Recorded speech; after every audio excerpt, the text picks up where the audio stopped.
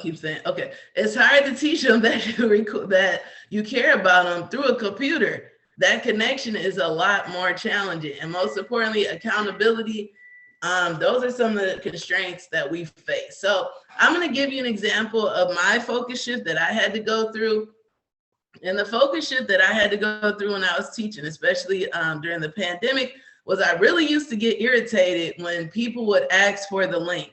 Like when they would ask like for the link to the assignment or the Google Classroom or the worksheet we were doing or it really irritated me to no end. And I had to shift my focus instead of being like, okay, why won't these students I gave them the link, why won't they just use it? Instead of thinking of it like that, I shifted my focus and was like, you know what? If I was back in my regular classroom, this is the same as me having to give my students the worksheet. Like we've all had students, they come in, for some reason they don't have all their materials. You've given it to them, they've lost it, you have to give it to them again.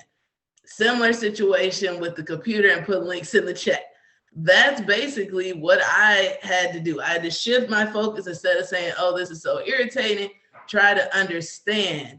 I included a link right here to this activity. It's a great activity. It has no age restriction, and it is a great counseling activity to think about what is in your control and what is out of your control. And when you really think about the 5 things that are in your control and focus on those and stop putting your focus on things you can't change, that in and of itself will shift your focus. And keep in mind, it doesn't matter if you build a thing right if you aren't building the right thing.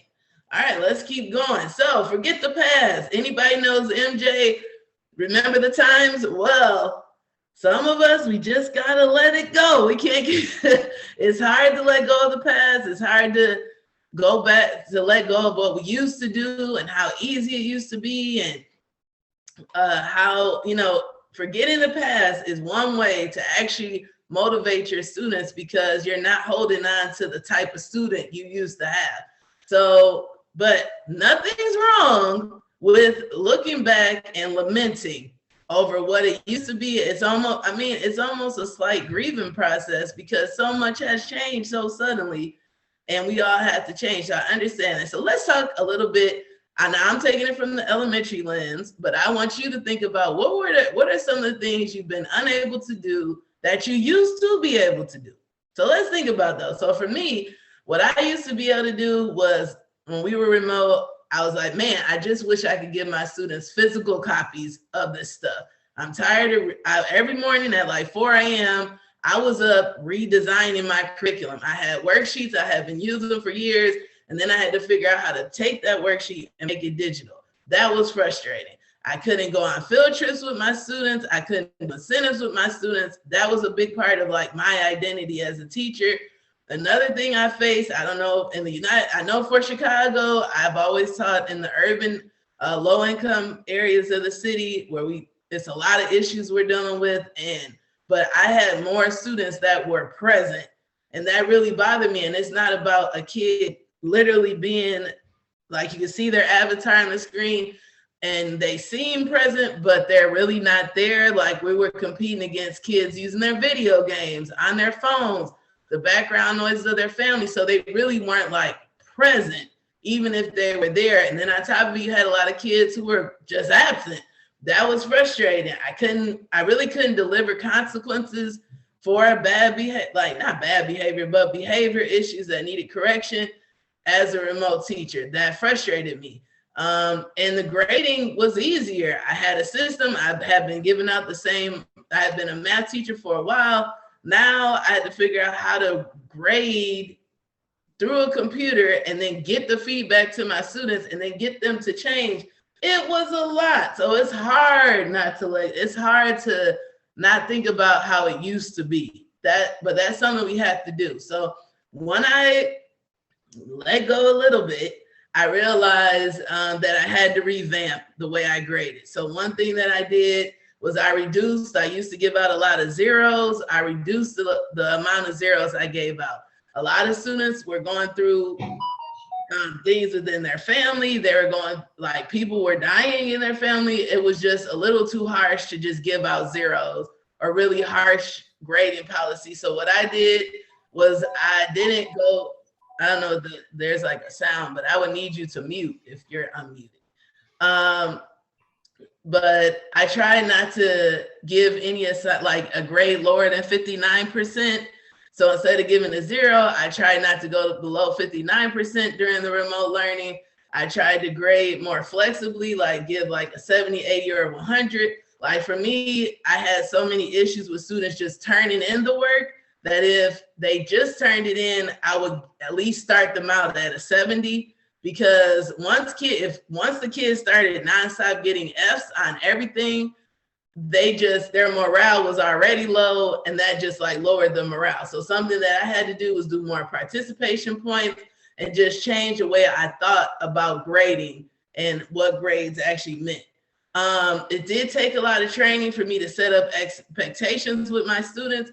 So what I had to do was a lot of students would turn in work to me, it would be incomplete. Instead of giving them a 0 or an F, I would just give it back to them and be like, hey, I need you to fix this, turn this in. Just giving the students more chances, more opportunities to correct their work. I also set aside time to go through grades with them and go through missing work with them. I realized that during regular school, when we were physically in school, I used to use like recess time for that, or elective time for that when we would have gym or music class.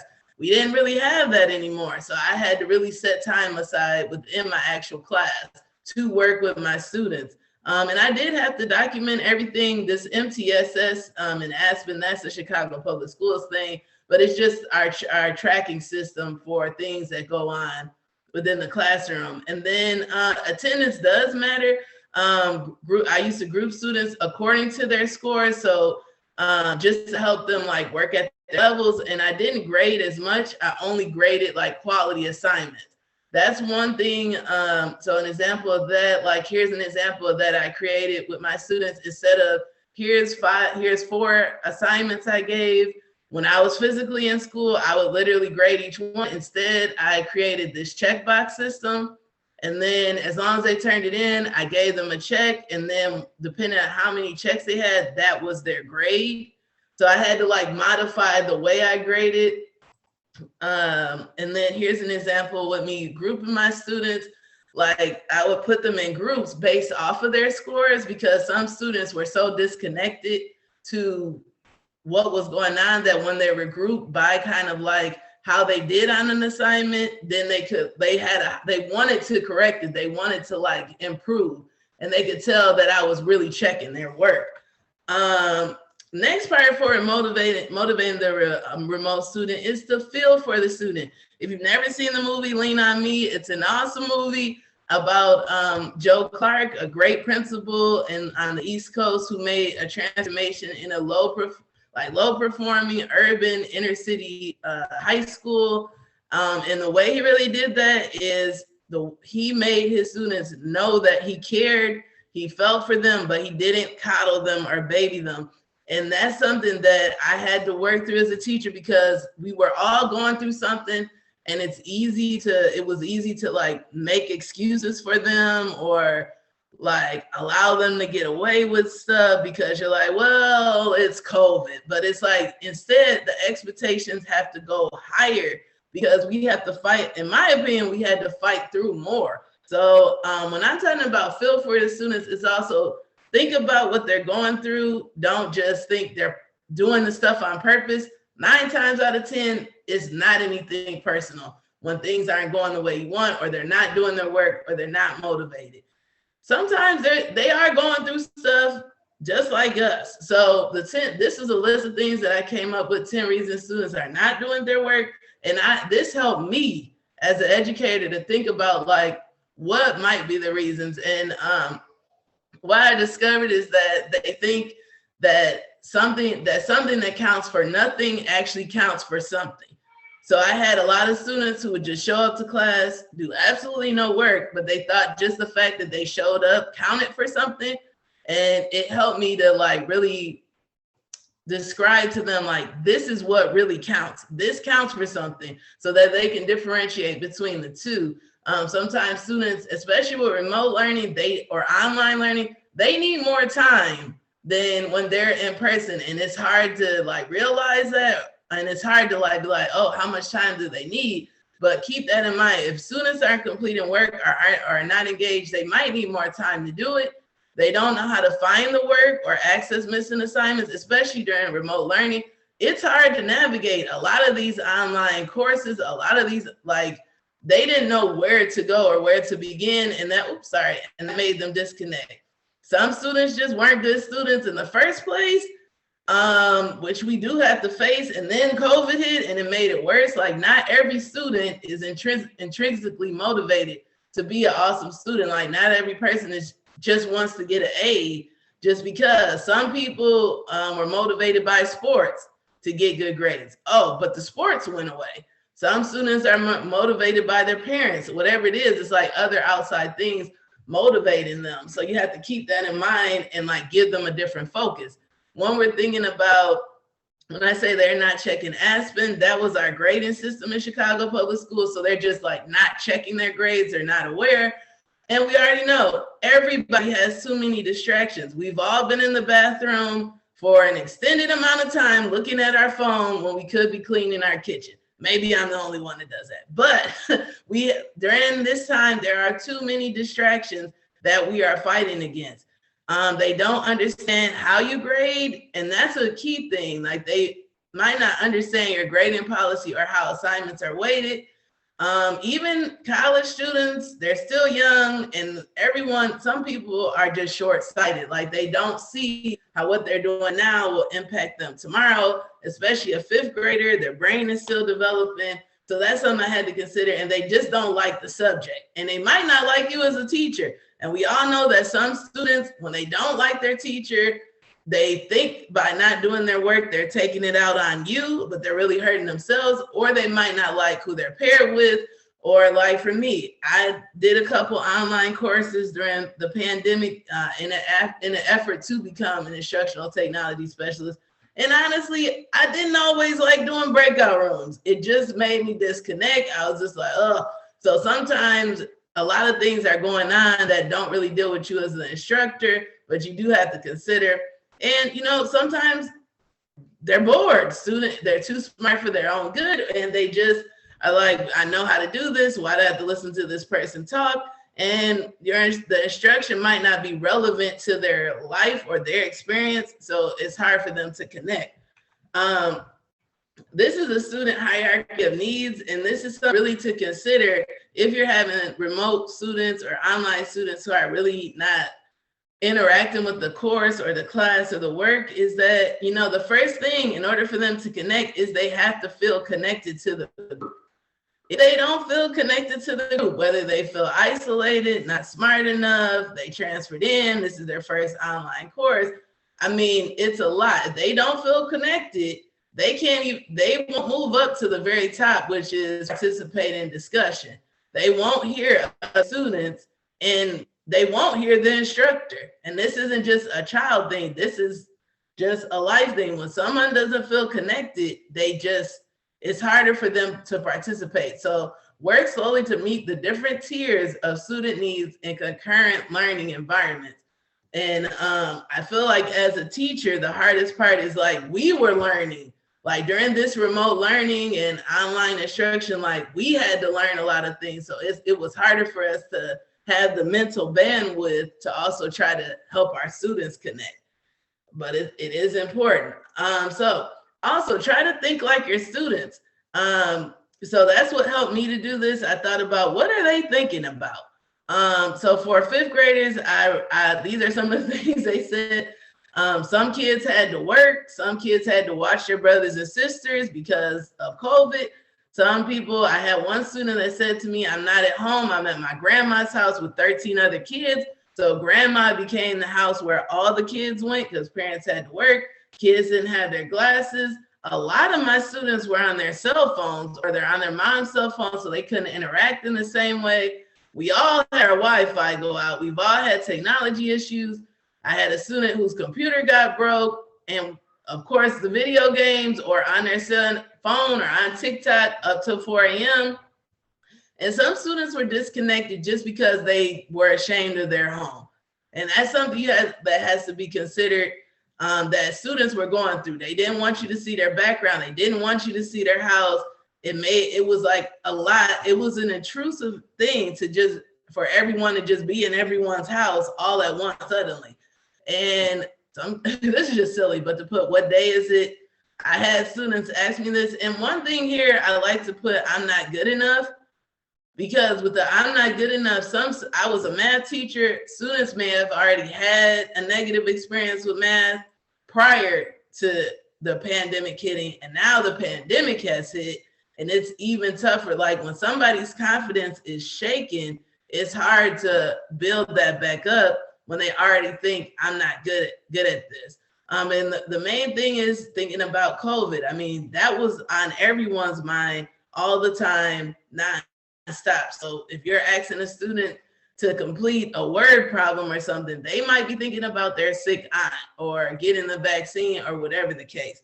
So let's move on to number 4. So number 4 is you have to find what works. If you want to motivate the remote students or the students working online that you have on a daily basis, you have to figure out what works. And yes, it takes a lot of time. It's frustrating. It's gonna be a lot of trial and error, but eventually you'll get there. Just think of, excuse me. Just think about riding a bike. The first time you got on a bike, you didn't know how to ride it. You fell off, but you kept getting on the bike until you mastered it. Like for me, finding what works would take, like I said, I would be up at 4 a.m. I have 2 small children, a husband, but I was trying to figure out what works. Sometimes it was a good idea, then my internet would go out. How frustrating. Sometimes it would be a great idea, but for some reason, my students couldn't log into this activity. So frustrating, but there wasn't, giving up just wasn't an option for me at that time. And also, like, sometimes it would be me. I mean, I found myself on the computer for 4 hours just going down a spiral rabbit hole of trying to figure something out instead of just moving on. So I definitely would say with finding what works, sometimes you have to admit what's not working, and it's very hard to let go of that and let it go and try something else. But let's get back into this. So partnering with the parents, this might not apply as much for the college age student, but this definitely applied for me and my students. I really had to partner with my parents. I had to call all the time, text them all the time, email them all the time, more than I did in regular school. Someone needs to mute. Even though they were at home, you'd be surprised how disconnected the parents were on like what was going on. Some parents just saw them on the computer and assumed they were doing their work. So there was a lot of need for communication. I recommend using the Remind app or using Google Voice if you don't want people to have your actual phone number. Get streamlined and get organized, especially with your students. I gave a couple examples. And when I'm saying streamlined, that means you don't have to be that fancy. Everybody loves structure. Do the same thing over and over again. It makes a difference. So here's an example of one of the things I did. I just put my students in asynchronous groups. Here's their agenda. Here's the activity. This is one slide. It's not super fancy. It's just simple, gets the job done. If something else I did was, here's our agenda we use every day. And I gave them this at the beginning of the week. Sometimes letting students know what the week looks like will get them coming to school, which is what's most important. This is like what their groups were. I tried to make it relevant. And then this is like what their small group and asynchronous time looked like. So eventually they got into a flow. And even though it was remote and digital, they had the links, they knew what to do. They started getting into a schedule. Here's an example. This is just our weekly forecast. I kind of talked about this. If you like the way this stuff looks, again, make sure that you just go to File and make a copy, and you can make a copy of this entire presentation. And for the last one, here's like an example of my small group slide. I noticed that with remote learning, color and different colors stood out more to my students than actual words. So I incorporated a lot of color so that they knew, like, okay, if your name is yellow, this is what you need to do on Tuesday. Or if it's purple, this is what you do on Friday. And just like help them to pay attention more. That's what I discovered. So present all the time. When you're presenting, make sure you're presenting properly. Like when you present to your students, if it looks like this, it's better if you click this present button, because then they can see the whole screen. You might think it doesn't make a difference. It does. Some students need glasses. Taking up the whole screen is just better. I discovered this. Make sure that you are using a timer. Even though when you're remote, the students being able to see a timer, I don't know. I just feel like it helps them to work a lot better. So present at every opportunity you can. If you want to show students names, if you want to show students work. And something that I found that helps students to get more engaged is ask them to present. Ask them to show how to do this. Ask them to explain the direction, and let go of the control of presenting and let them do it. That's a way to build trust. For remote learning, I really had to come up with a strategy for letting students know they're missing work. This helped. I would send an email once a week. I put it in the Google Classroom. I put it on our stream. So here's an example of our missing work report that I gave every Friday. You might be like, man, that's a lot of names. It was like a lot of work. Every week I would have to update this just so I can get, those important assignments completed. And then their names would be erased. So just keeping up with all their missing work, having I felt like I had to create my own digital board, because pretty much when we were doing remote learning, when we were in our classrooms, I could write their name on the board like, hey, you're missing this. But I didn't have that digitally. So I had to create it. And then more consistent reflections on grades, I discovered helped a lot. So I did like more progress reports, more grade reflections. And like in a chart like this, I would say, I had 2 A's, 1 B, 4 C's, 8 D's, and 3 F's. I mean, that's made up, but that would help them to be like, oh, I didn't realize this is how our grades looked as a class. Like sometimes students are really disconnected. Sometimes already they have a lot they're thinking about, but once it's online, it's even a higher level of disconnection. So you really have to zone in, not assume that they know stuff, and show them what they need to know. I use Go Guardian as a way to keep track of behavior issues. I don't know if this applies, but with Go Guardian, you're able to send the students messages on their actual laptops.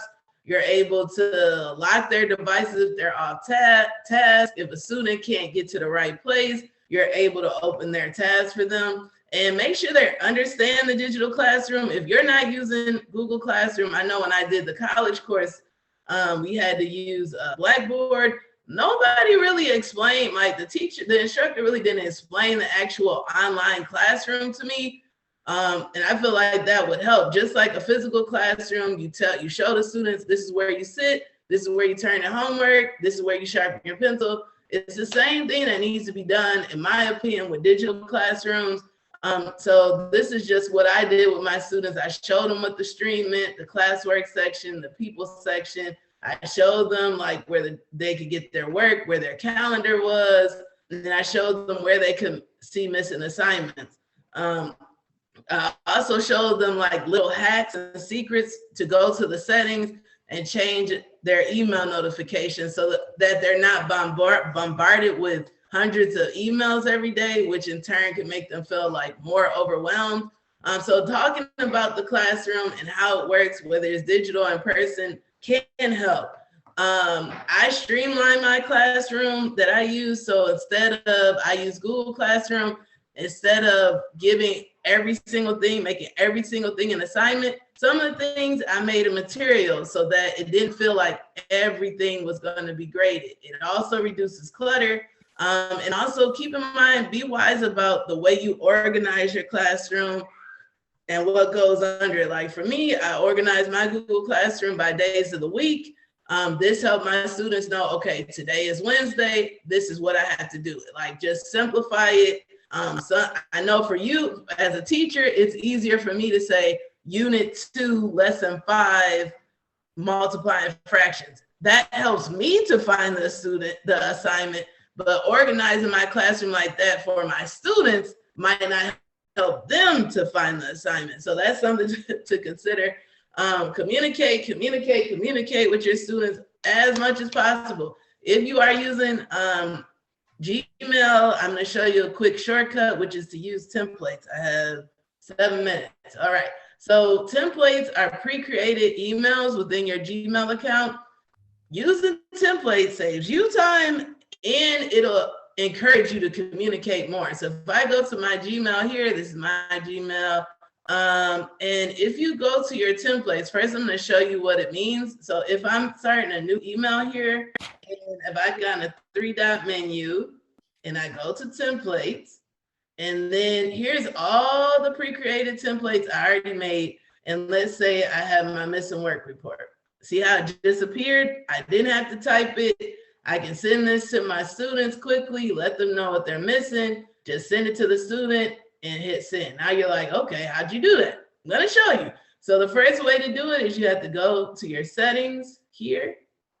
You're gonna click on see all settings. And then from there, you're gonna scroll. Oh, I'm sorry.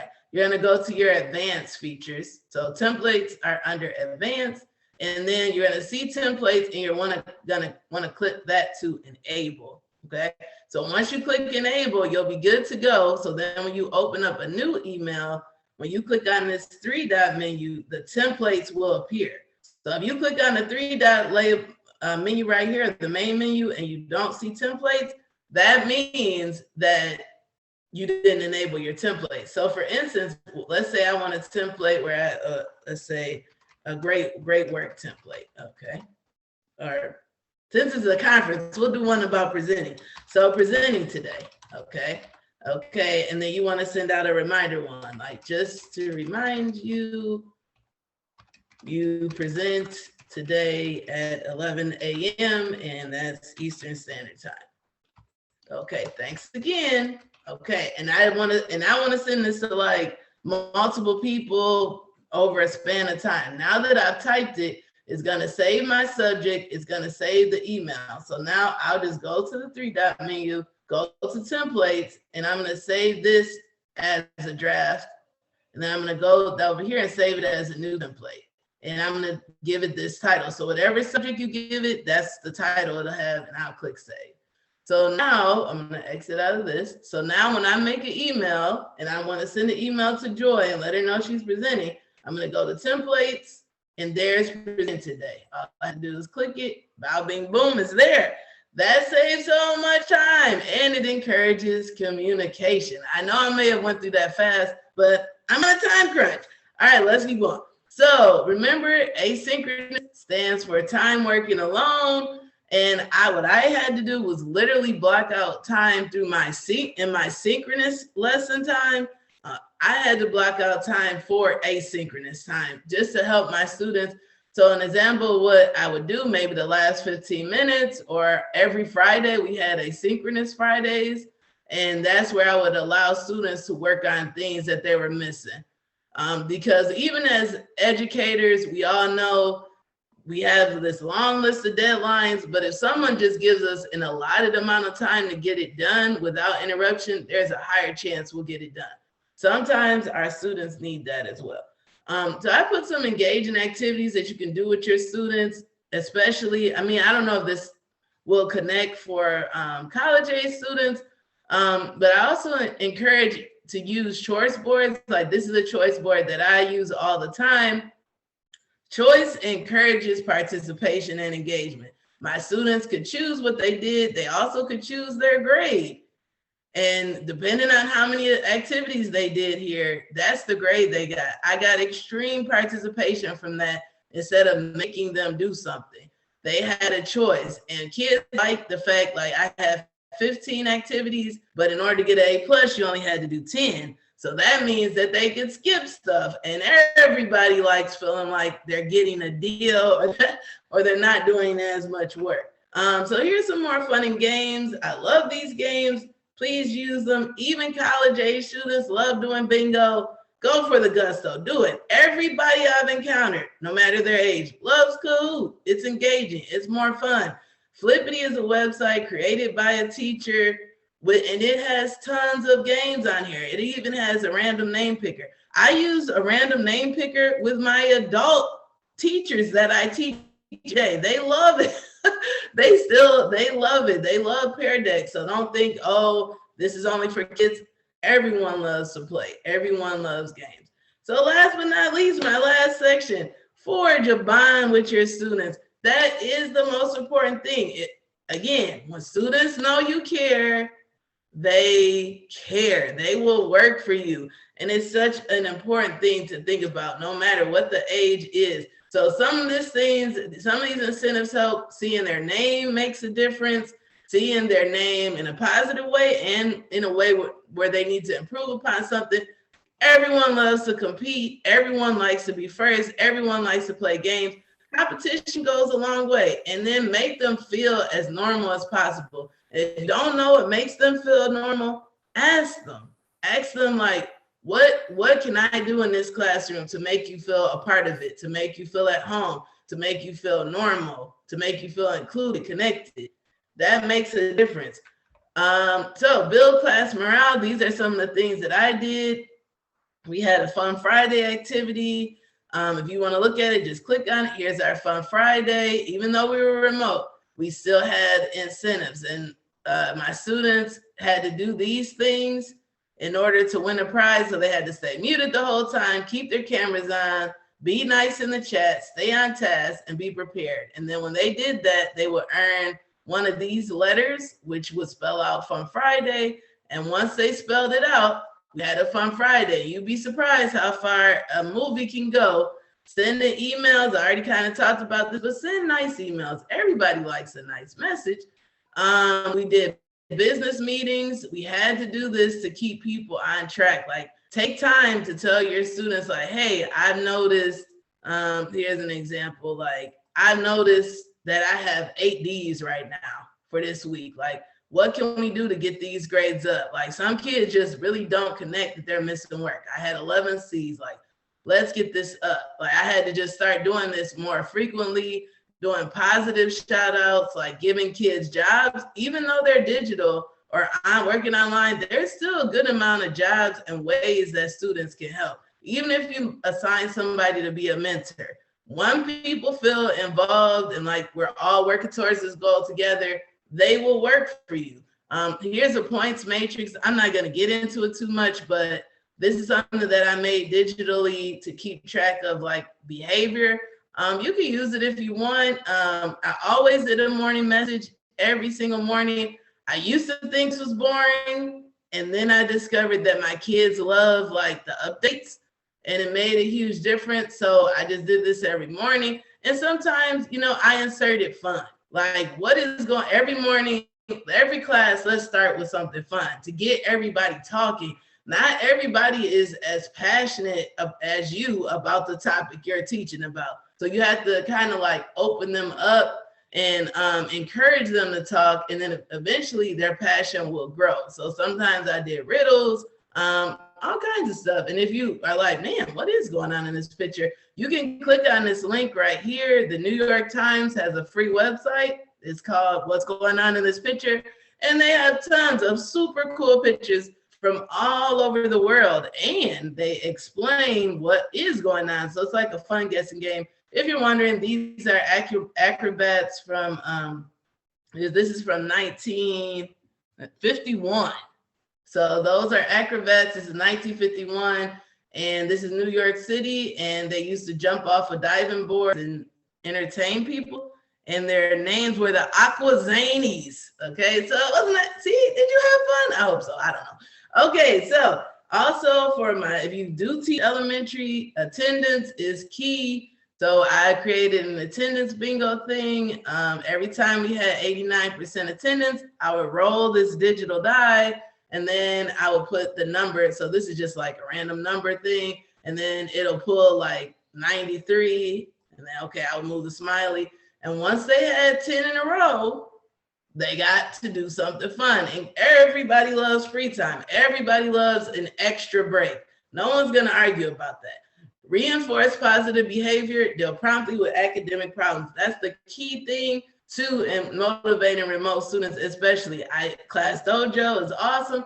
Class Crab is super awesome, especially for older kids. This is a behavior management system that helps with children primarily like from 5th to 12th grade. They can build their own character based on their behavior. They have superpowers. Like, my students love this.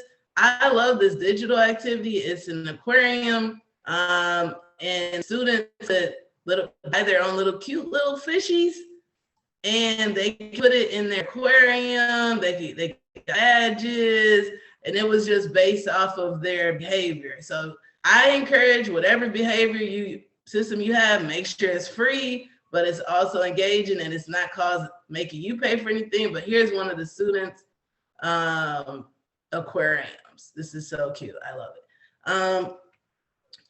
And I put in a lot of remote student ideas for incentives that are free. They love dance breaks. And even college, anybody loves winning something. There's a website here. I linked it. It gives out electronic gift cards. Give a $5 gift card. Show people that you care. Show and tell. Adults still love show and tell. You'd be surprised. But using music, movie days, all of these things are great incentive ideas.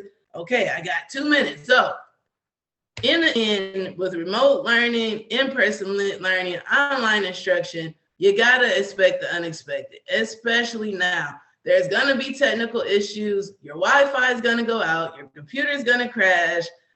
It's inevitable. Unfortunately, things are gonna come in your way that are gonna slow you down, but don't give up. It's easy to give up.